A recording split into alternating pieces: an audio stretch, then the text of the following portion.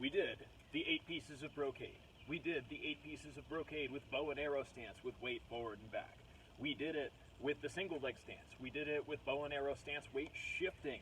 We did it with the 8 basic steps. We did it with the expanded 12-step program. Now we're going to expand upon the stepping. So now we have crane, tiger, and snake stepping. So we're effectively going to triple the number of steps that we're doing. Crane stepping is really tiny steps. Tiger stepping is medium steps. That's what I showed you at first because it's the easiest one to do and the easiest one to learn. And snake stepping is really big steps. Crane stepping is really good for actual martial arts, or for actual martial arts application, because it allows you to move that tiniest bit within a person's guard so that you can change your position and get your strike in, or whatever it may be. Tiger stepping gives you more room for error, right? Crane stepping, the little steps will make you really notice if your balance is off. So the little steps are really good for your balance. The tiger stepping is best for learning it and is sort of a middle path. And the snake stepping is the best for physical exercise, for strengthening, and for stretching. So we did the tiger stepping in the last 2 videos, and so now we'll start with the crane stepping. When you do the crane stepping, it's a little bit more challenging than tiger stepping, like I was saying, because you don't have as much room for error for your balance. So your balance has to be more on point. Also, by having your legs not as far apart, it makes you work the knee, the internal joint motions more so. So, crane stepping, we're going to take a little tiny step, 1 of your feet length. We're going to go forward, right, back, left, forward left, forward right, back right, back left. And then we have the twisted step, which you should skip if you have knee problems. Forward left, forward right, back right, back left. Tiger stepping is the medium steps. Like I said, that's the easiest one to learn it, and that's why I taught it first. Forward, right, back, left, forward left, forward right,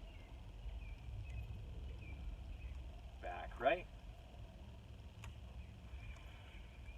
back left, forward left, forward right,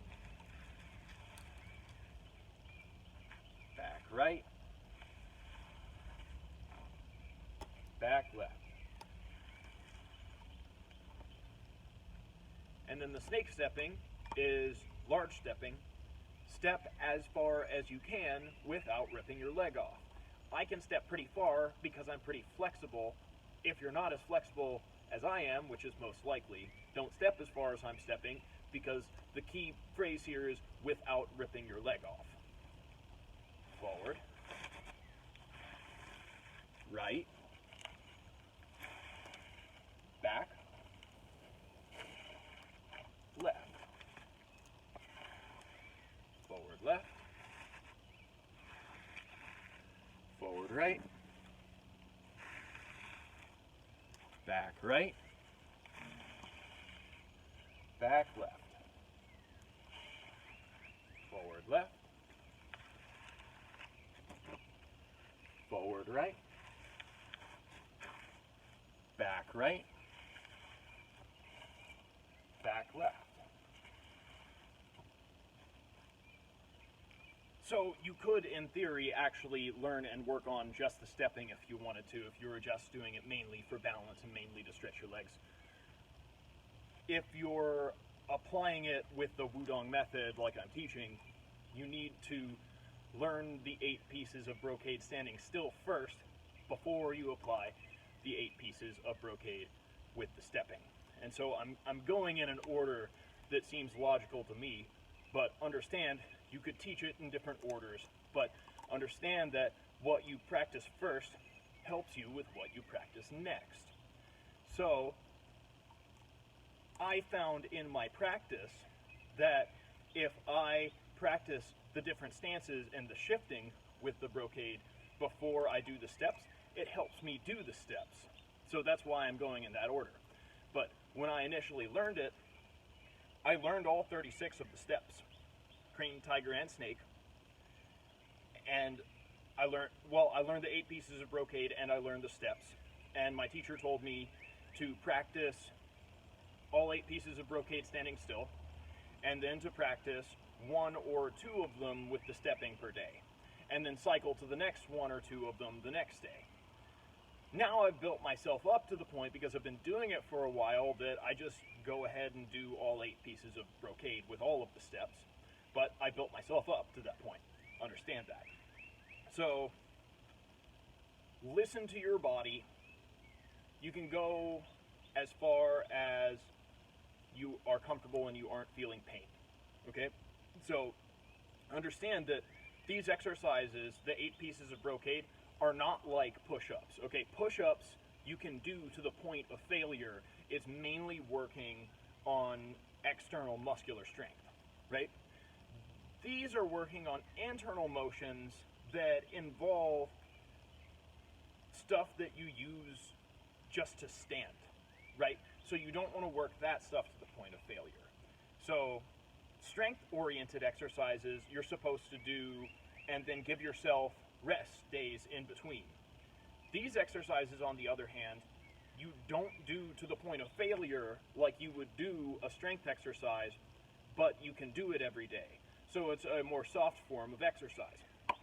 Alright, so I already showed in the other video how you apply doing the 8 pieces of brocade with the stepping. So now you just take it and you apply it with the small steps and with the large steps as well. So you can go look back on the other video, it's on this playlist, and I mean, rather than making this a 15-20 minute video, I just gave you the seed. You can look back on the other video as to how they connect with the steps, how the brocade connects with the steps. Alright, we've got more coming up for you soon. We'll be taking it up a notch to the intermediate level of the 8 pieces of brocade, where, well, it's still a part of the basic level, but where you're practicing internal, external, and we're going to add circle walking, and we're going to add the meditation, and then you will have all of the pieces of the basic Wudang method, at least from the tradition that I have learned. Alright, thank you guys very much. My name is Wudang Funk, and I am a Wudang monk, and I look forward to the next video.